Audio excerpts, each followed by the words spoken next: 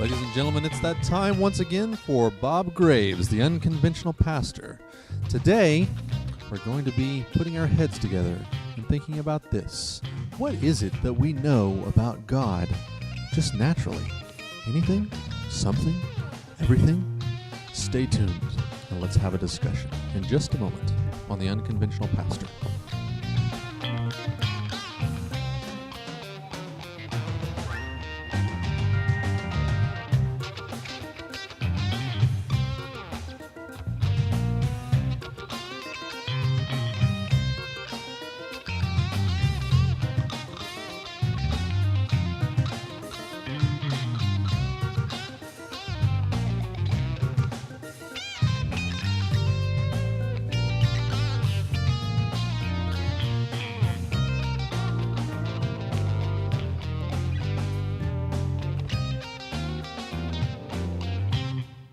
Well, good evening again.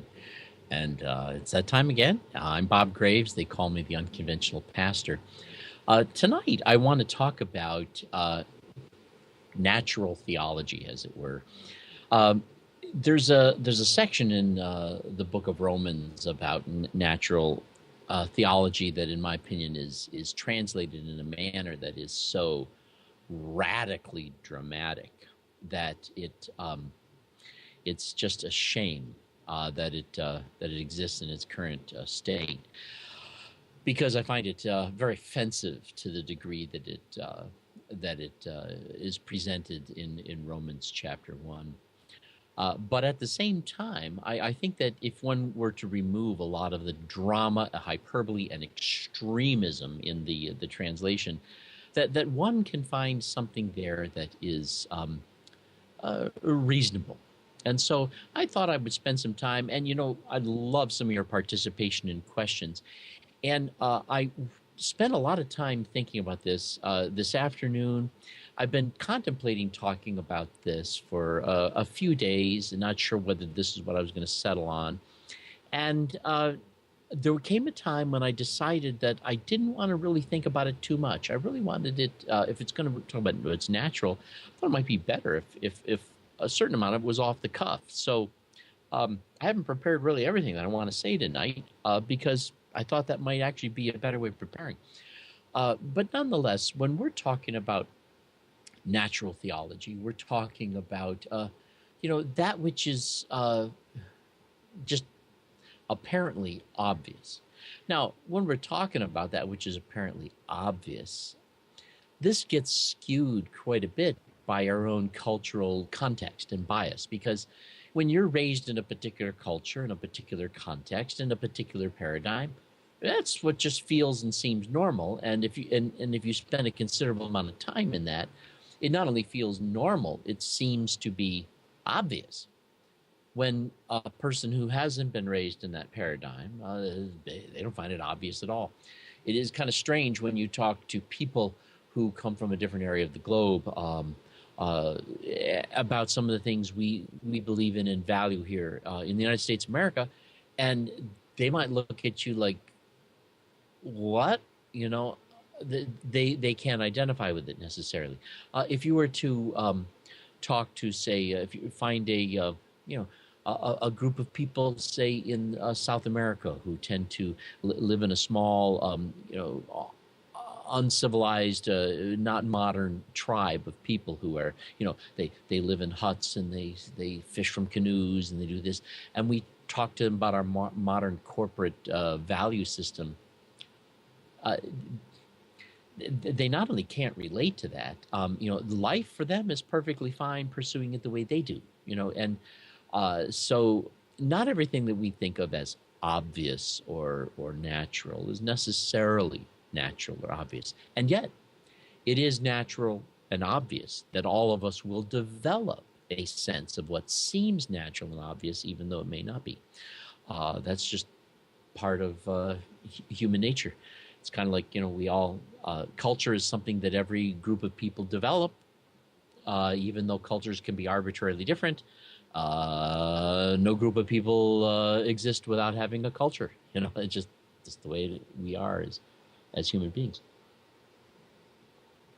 But when it comes to that which can be naturally known about God, I think that for me, as I understand it, the first thing that can be naturally known about God is that you can't really know for certain if there is or isn't a God.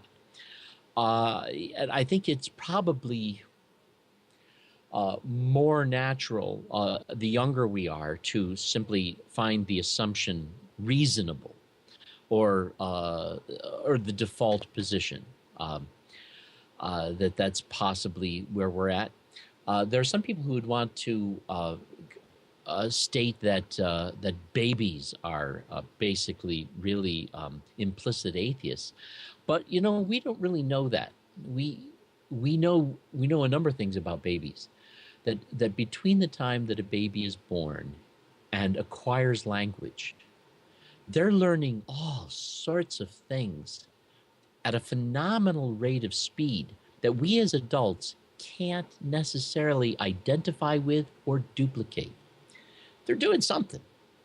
And by the time they become capable of articulating it, uh, that atrophies, goes away, and we don't even remember what it was. The speed at which they acquire language, the speed at which they understand who's who and what the pecking order is, and it's also true that children, even children who are somewhat articulate, have a stronger sense of the stress that their parents are going through than the parents are aware of the fact that they are telegraphing to their kids. And these kids pick up on it because they see the nuanced signs that seem to them to be far more relevant than the articulate words we adults use to try to express ourselves. And that when we don't use those words to express ourselves, we haven't got a clue what somebody else is necessarily thinking or going through. So we don't really know what a baby senses or perceives or in an inarticulate way how they make sense of the question of God. We just don't know that. And so I don't think that we can safely assume that they do or don't. It's an unknown. It's on the other side of that articulate bridge, or that articulate curtain. But nonetheless, we can know this, that we can't really know with certainty. Therefore, one of the things that appears to be obvious is that we have to proceed either on the assumption that there is or isn't a God. We have to proceed on that assumption.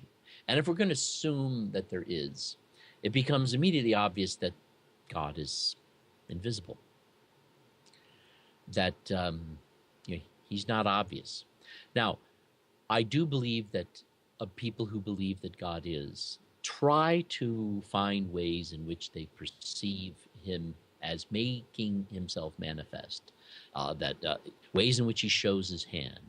And I think that this sometimes comes from a psychological need for proof, or a psychological need to have something to show to people who might be naysayers. Something that I think that personally, as a theist, that I don't really want to have any part of. I don't want to be defending what I believe in order to make it seem reasonable to people who don't have that faith. If they don't think that what I'm thinking is reasonable, that I'm comfortable with that. So I certainly don't want to start forcing myself to think in a way where I'm trying to counteract that, because I don't see it as something that either can be done or something that's even worth my time to do. But if we're going to move forward from there, we're going to work with this assumption that God is apparently invisible, that we're probably going to attribute to God some sense in which he, and I use the word he only from an anthropological habit. I don't. If you stop to think about it, the concept of gender with God is ridiculous. It just doesn't make sense. But nonetheless, it doesn't seem right to refer to God as an it. So we don't really have uh, a pronoun that is personal and genderless. That's just the nature of English. Um, so anyway, we have the sense that God, the God, would be somehow involved in creation, somehow involved in some sort of responsibility as to why the things that exist do so. Now, this does not mean that we would have any particular sense of specifically how that would go on. And I think that therefore, when people come up with specific notions of creation, that they need something other than their parent natural sense of theology or natural sense of God to do so. And in fact, the young Earth creationists do so because of their particular interpretation of a text they find to be inerrant, and that they interpret as revealing a particular uh, behavior and plan and an action on God's part that they now are committed to upholding and defending and believing. But in natural theology, no such specifics really exist. Rather, there's a sense of the capacity, the ability, maybe the power, if you want to use that word, although I think that might be a word that becomes more of a slippery slope towards extremes that are just not really all that natural. But that there are certain things about God that, if we're going to assume he exists, must be true, that not just his invisibility, but his involvement in creation, and that there's this capacity, this ability that would certainly be above that which we human beings have attained to, particularly since we know we can't create a universe. We can't create something that possesses the kind of complexity that we see here. Or even if that complexity is not directly created, even if we're going to assume that God creates this big bang that then evolves over time into this great complexity, that big bang had to have that potential somehow in it. And how do we create a big bang that has that kind of a potential is something that is in many ways a bit beyond us. So we would naturally assume that if we're going to believe that there is a God, that there is some sort of ability, some sort of beyond our own capacity of understanding and of dealing with things and of bringing things about with some sort of deliberate appreciation for these outcomes at a level that is far in excess of our own. And when one makes that assumption, it's possible for one to look at the world and to begin to see how the world fits into that sort of spin. And I say spin because that's exactly what it is. If you're going to operate from the assumption that there is a God, the truth is you're now going to start to make sense of the material world that you see in a way that spins that story out into the materialism of the world. The same thing is absolutely true if you are atheist. You're going to see the material world and spin the story that has an explanation that is an outworking of that original assumption. This is one of the reasons why I believe that we need to understand in the world of science the difference between data and theory and hypothesis and proof. They're all a part of the scientific community, but in the scientific method, we're seeking to create a foundational respect for verifiable data, for verifiable observations, for verifiable measurements, for information that can be determined to be accurate, correct information. But then we go about attempting to explain, well, why is this so? Now, when it comes to explaining why it is so, we find that sometimes our explanation has to do with identifying a process. Well, and when it comes to a process, we can determine whether or not that process does indeed exist by testing for it. But sometimes our explanation for why the data exists involves various theoretical notions. And there's a sense in which these theoretical notions will always have to be theoretical. This is why, say, in the world of science, you have both the theory of gravity and the law of gravity. We have ways in which we know gravity operates and works, but we also have explanations as to, well, why is there gravity, and why does it, how does it work, and what's it doing, and how does this happen? Um, and so the attempt to explain gravity and the attempt to measure gravity and its effects are two different axes upon which we look at it. Now, the same thing is true, I think, when it comes to theology and operating from the assumptions we have to make that there is or isn't a God. And when we do this, we get to the point where we need to draw these conclusions in a manner that we recognize as spin. But when we do that, we begin to see in the world the various things that manifest itself in a way that is consistent with that assumption. And that is, for most people, the typical way of approaching it. So from a natural theology standpoint, we can not only operate from the assumption that there is a God, there's going to be certain things that are going to be more likely than not to occur to us or to make sense to us in light of that assumption. I think it was Nick Albertini who was talking about how, look up. And he was saying that look up as you study the sky, the stars, and what we can know about the universe just from doing so, ought to be enough to counteract some of the silly notions that many religious people have come up with as to explaining all this stuff.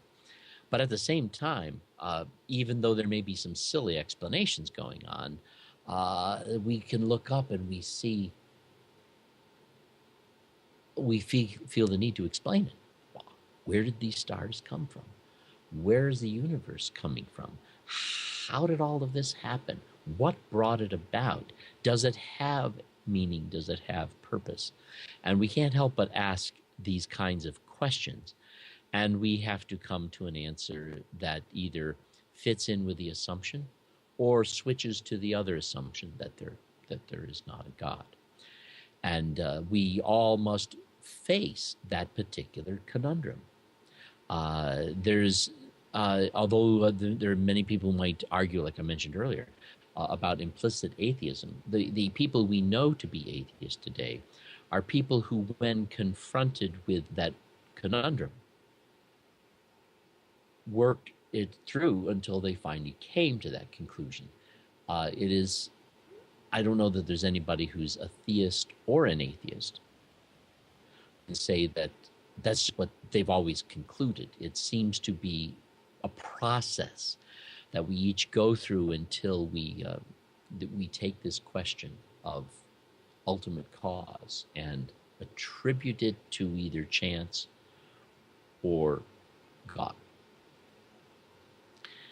Now, we think in terms of some of the things that we can know about God. First of all, is God good or is he bad? Well, I'm not so sure that we can know that naturally. But I think we'd have to admit that if God is bad, we're screwed. Given the fact that there is someone, if we can use that term loosely, that could do what we have seen done in creating this universe, and this someone is bad, it's not good. I don't see how we could think of ourselves as possessing the wherewithal to work our way on the safe side of that unless we happen to just luck out.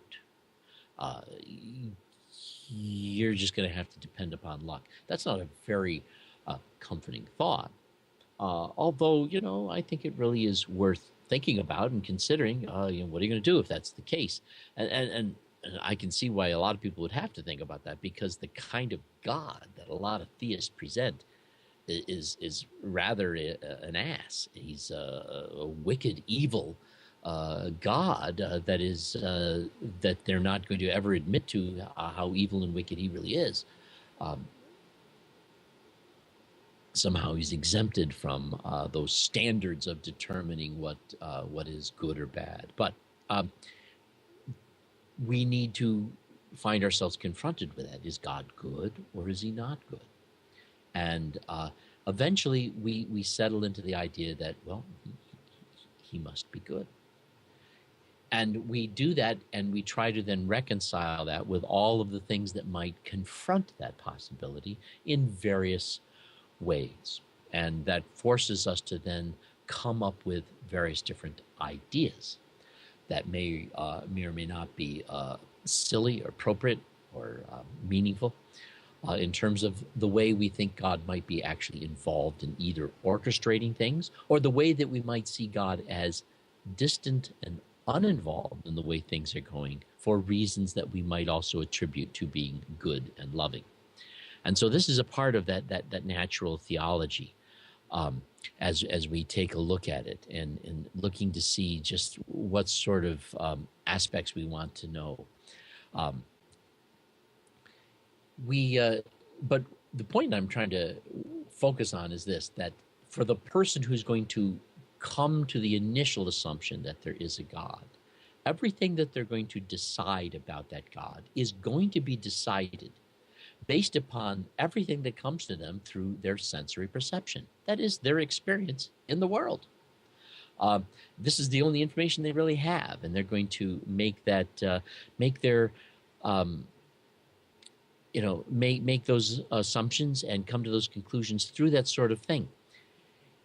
And once one person accepts the likelihood that the entire universe has been created by this God, that this God is primarily known as a creator, then there comes a point where from there they either must at some point embrace atheism, or they're going to have to pursue and continue a spinning out of this theism based upon the things that they see and experience through their eyes, their nose, their ears, and what have you, as they try to make sense of what it is that this world is they've found themselves thrown into since birth.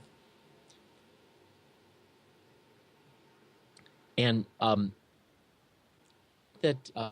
the book of Romans, actually, when it's talking about this, although it ends on that one verse there talking about how, that these things are clearly seen,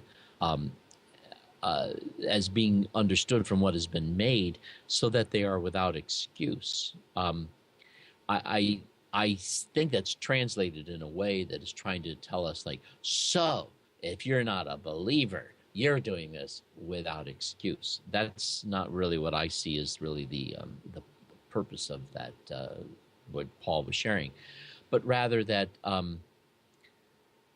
that people can't find a way necessarily to wiggle out of it.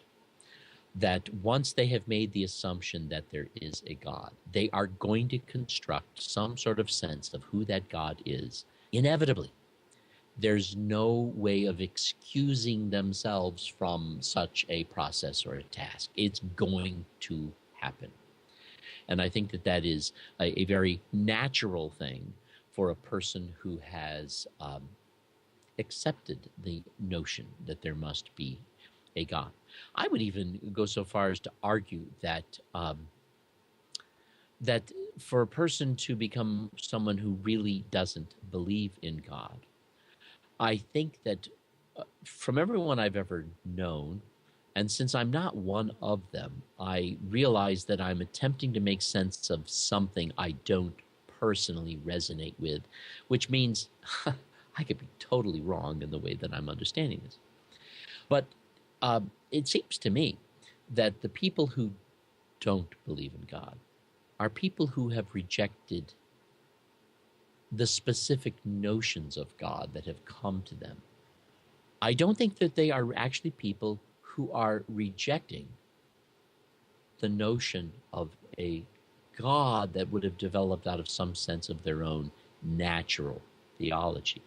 Rather, it seems to me that they are a person who has found themselves abruptly alarmed for very good reasons why they need to reject the absurdities and the silliness of other people who are believers and what it is they're claiming is true about God. Now, that tells me something else from a very natural standpoint.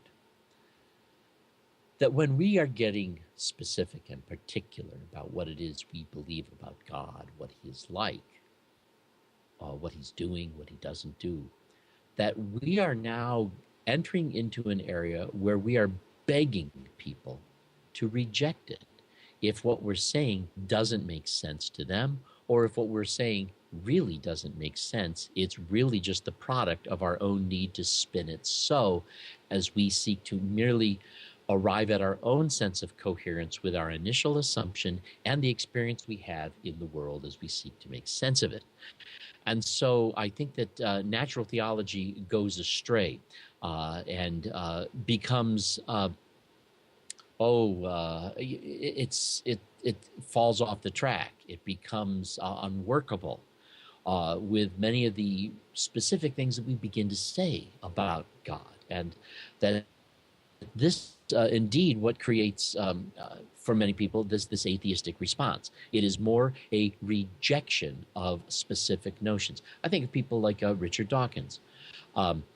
Richard Dawkins reacts radically strong to the God of the Bible as it has been taught to him from Catholicism and fundamentalism. And so he's not really railing so much against a notion of God, but rather he's railing against these specific notions of God and trying to point out, and I would have to agree with him, some of the absolute absurdities of those notions and some of the absolute evil that has worked out into the world, the way it has abused human beings as a result of those notions when people have remained loyal to them. But so we nonetheless, through this natural theology, as it is properly understood, we come to a point of where we realize that we can't find a way out, except for perhaps atheism.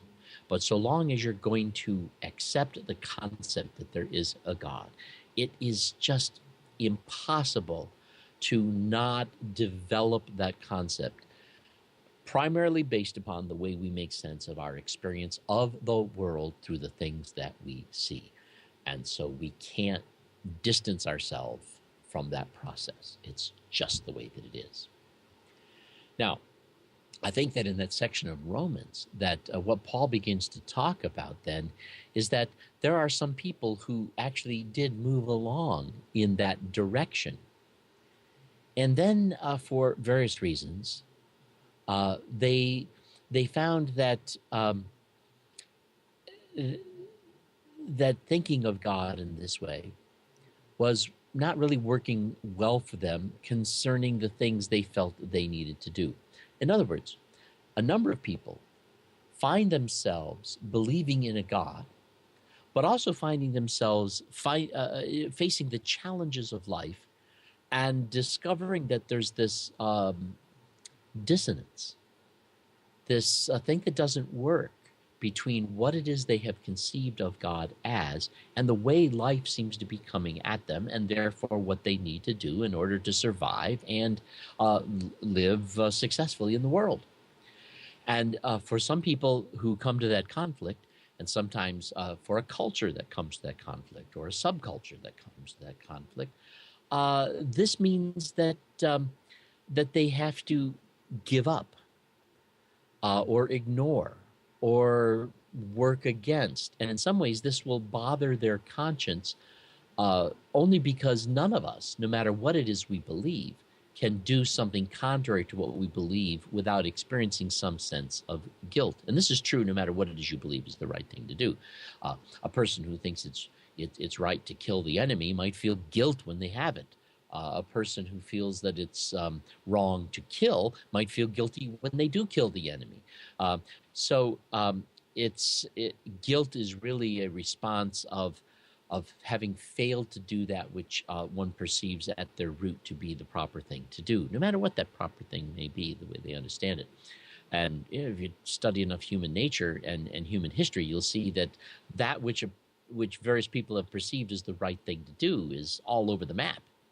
It is not as if this is all just one thing for all people.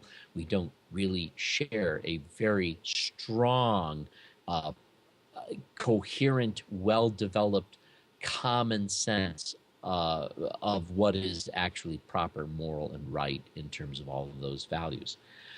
Not necessarily clearly developed or consciously developed.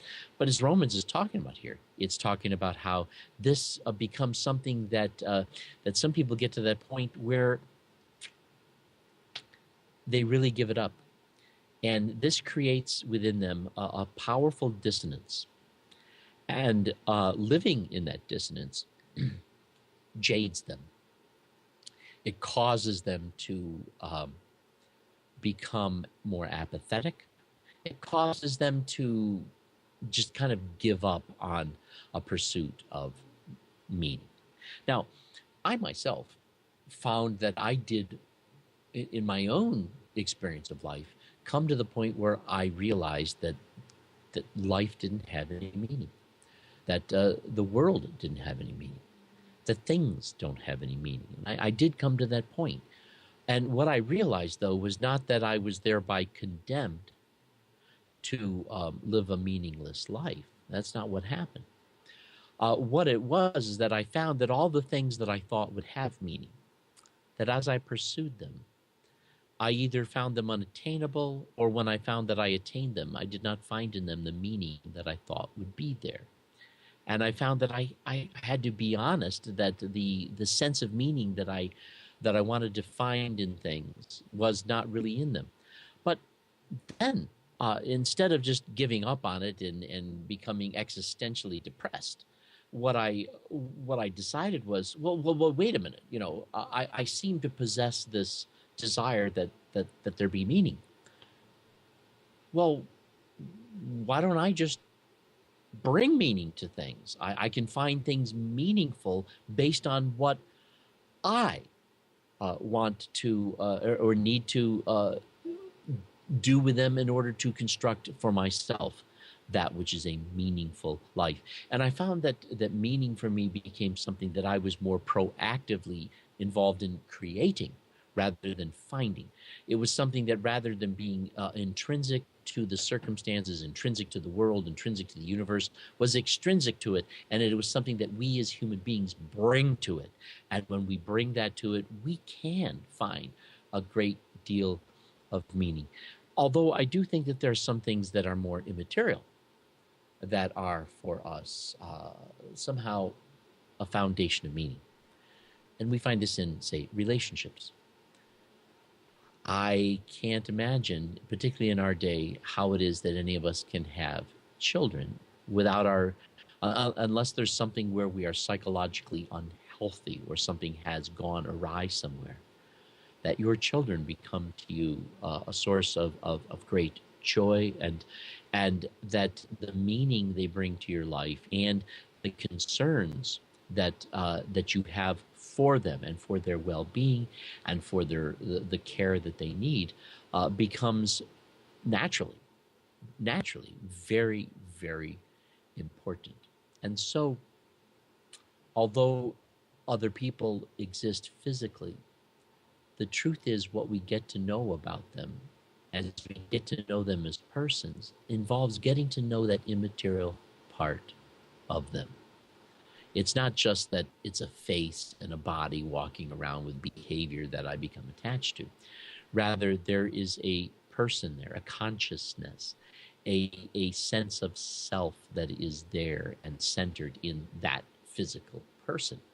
And we find ourselves attached to them. So much so that no matter what were to happen to that physical person, we would still find ourselves experiencing that sense of attachment to them as a person. that's what we're going to go through naturally.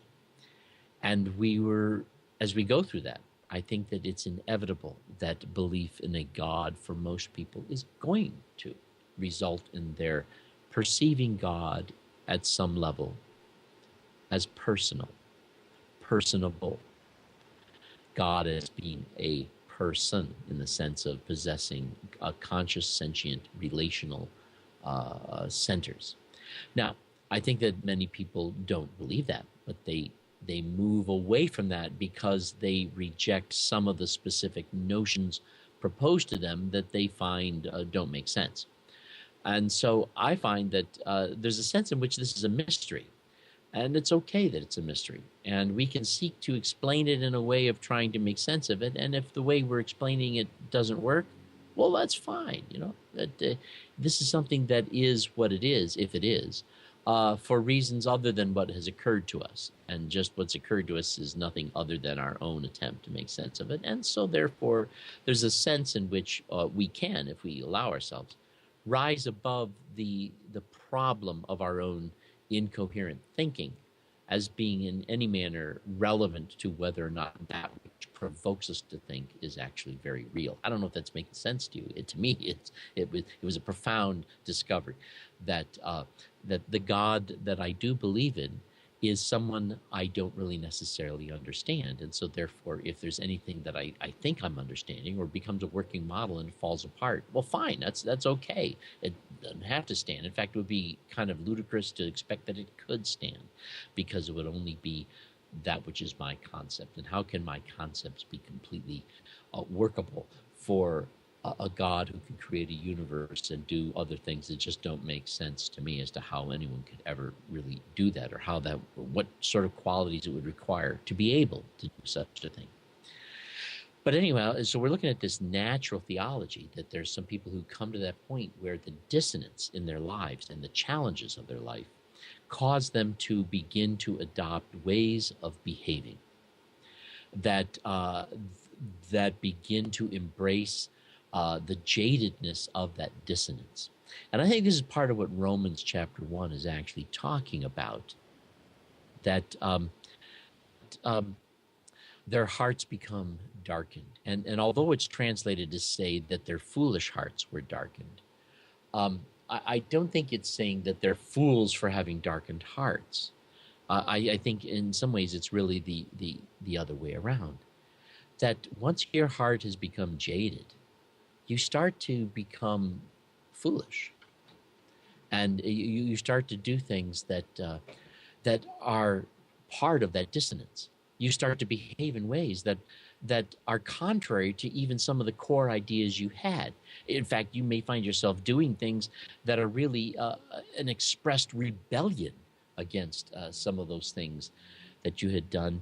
And in society, this can be the cause of a breakdown of the natural connections of that society, the way people deal with each other, the honesty in the market, the love and tender care that parents might have for their children, the camaraderie and cooperation that the women of a community might have with each other as they relate to their own common challenges, and the way that the men of the community might relate to each other, and the way the men and the women in the community might relate to each other. All the different subgroups, that whether they're children, young adults, older adults, people in authority, people not in authority, all of these things can begin to break down in terms of the sense of love and cooperation and other natural things that will be there when these people have been given over to this jaded dissonance of what happens when the challenges of life no longer allow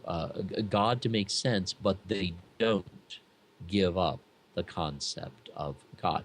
There's almost a sense in what I'm saying here that a person who cannot move forward with a meaningful, useful concept of God is really better off becoming an atheist than remaining atheist with a jaded view of God. Let me say that again. Part of what I'm saying here is this. You're really better off moving the entire distance towards just being an atheist than being a person who still accepts the concept of a God, but who holds on to a very jaded view of how that actually works in your life. And I think that in uh, in Romans chapter 1, we're seeing Paul actually talk about the dynamics of how this works and how it degenerates in the culture and the society, breaking down some of the other natural connections that just begin to fall apart, and how even in many ways that culture will uh, begin to move into very dark areas. We have a viewer comment. Christian Luca, proof, though, would be confined more to the realm of math than science. I would agree with that, Christian. Christian Luca, wonderful guy. I enjoy so much his participation. Brilliant fellow, by the way. Viewer comment, science deals with the falsifiability of theories that attempt to explain data. I think we as individuals provide the meaning rather than the science itself. I totally agree with that, and in fact, I would say that it was my own acceptance of the fact that science has no real values. It's merely a method of observing these things, and it's true what you're saying here about the falsifiability of some of our theories is what helps refine them. When we can demonstrate that they are. But that also was part of what made me realize that, therefore, I've accepted the idea that meaning is something I bring to things, and it's self-generated. It's something that I do, not something that's actually in these things themselves. It's just that in my life and in the challenge of my life, I find these things possess the potential for usefulness in certain ways that are, for me, personally meaningful. Anyway, science is an unbiased tool used by biased people. That is so true, as is every field of study. Even I think this is at least in the scientific community, they have attempted to build a protocol and a method that seeks to minimize the way that bias impedes the progress. In theology, unfortunately, the bias is actually that which runs and rules the so-called progress that they're seeking to make, and that's unfortunate. And I think it actually is part of what creates this jadedness. When a culture begins to fall apart, I don't think it takes atheists to make a culture fall apart. I think it takes jaded theists, and these are the people. These are the people who are going to do more damage to a culture,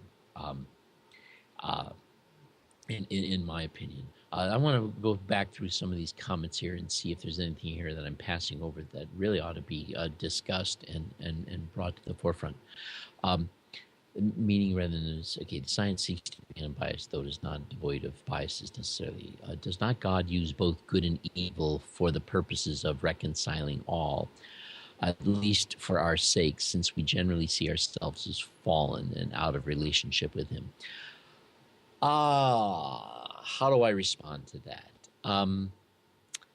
First of all, I think that whether, our categorizing things as either good or evil is something I don't think we always do with clarity or with real coherence. I would rather think that, like Romans 8:28 says that God causes all things to work together. I see that as more the fact that whatever is, this is what we have to work with. And we have to work with it because it's what is. And so I would see that if God is in any manner involved, he's going to have to just deal with things as they are and get us to a different place if that's where we're going to be going from where we are. And obviously, that's going to have to be done in ways that actually function and work based upon a true embracing of what is, be it evil or good, or perceived as evil or good. So I think that I would have to agree that that in terms of reconciling, that reconciling takes place by making use of the lessons that can be learned and observed through the things that happen. And evil can provide a great bad example to show us things that are more appropriate to avoid, as well as good can be that which helps us to understand things more worthwhile in pursuing. And so, yeah, I'd have to agree with the comment here as meaningful, although I would hesitate to apply it in necessarily specific ways. But anyhow, as we continue on with this concept of natural theology, this is part of what has brought me to the point of talking about myself as an agnostic theist. I came to the point where I realized I really have no proof of any of the things that I actually believe in. And I'm comfortable with that. I also have come to the point where I recognize that the kind of things that we need to prove this question of is there a God is irresolvable, and so therefore I've given up the futility of the effort, and I've realized just jumping in a direction, and that's what I'm doing. I'm jumping in a direction. It is unjustified for me to not jump as much as it's unjustified for me to jump. So the decision that I have made. So I do call myself an agnostic theist, but I move forward from there comfortable with the reality that the natural theology, even as I deal with it, is one of seeking to make sense of that which always remains at a significant level a mystery. Viewer comment, Carl Sagan's baloney detection kit. I'm not familiar with that, but science is an unbiased tool used by biased people. Carl Sagan's baloney detection kit. I'd have to Google that to see if there's actually something that Carl Sagan was done, or if that's just a comment. But anyhow, in this shaping of our natural theology, there are ways in which we have to recognize that if we are going to retain a theistic approach, if we're going to retain a belief in God, there comes a point in our lives where we have to become very honest about the fact that the stories we have told, the coherent concepts that we've put together, are not always working as well as we would like them to. And we have to make a decision. Do we throw the baby out with the bathwater, or do we change the bathwater? Or do we modify the concepts to make them more in keeping with an honest approach? Do we allow the same way that science does? Do we allow the process to refine the falsifiability of our theism by modifying that theism instead of just abandoning it altogether? And I think that natural theology would lead us to a point where, well, for me, I know where it's led.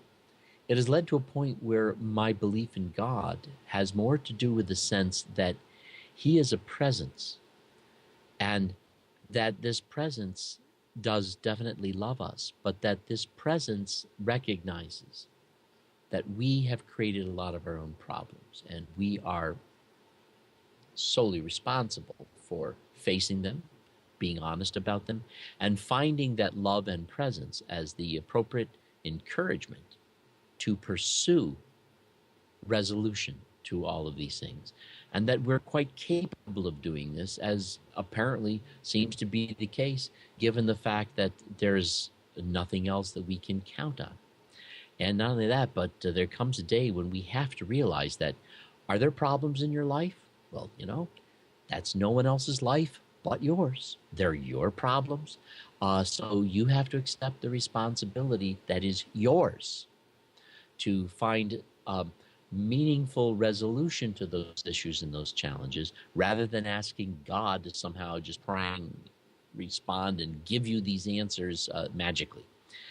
And so there's a sense in which I think that natural theology leads to an acceptance of what is, a desire to change what is, but only by starting from where we actually are and being honest about that. and maintaining the sense of mystery as we continuously rinse and refurbish the bath water. Anyhow, that's pretty much all I have to say tonight, and so I hope to see you all on Wednesday again for another edition of the Unconventional Pastor. Stay tuned. We've got the place coming up, and we're going to be talking about hell. We're going to be talking about some of the statements made by Driscoll, and I hope that we can begin to make a little noise about that. So stay tuned for that if you can. We'll see you later. Take care.